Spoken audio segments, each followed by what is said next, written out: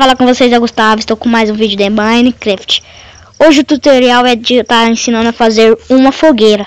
Então você precisa de uma tocha e de um barco. Você colocar a tocha, pega o barco e coloca aí.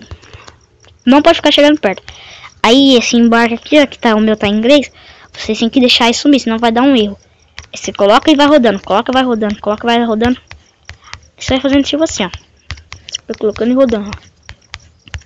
É tipo, aí se você errar, que nem eu errei aqui, ó, você desce, dá um toque, pronto, já sobe, espera aparecer embarque e vai. Continua. Olha lá, que nem eu tô errando aqui, ó.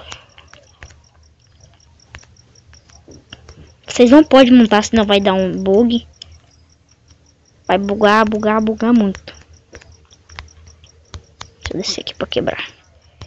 Então tá, acho que já tá pronto. Vai ficar assim, ó. Igualzinho, completamente igual uma fogueira. E só isso que eu ia mostrar pra vocês. Então, galera, o vídeo foi esse. Espero que tenham gostado. Dá um gostei, compartilhe pros amigos e tchau.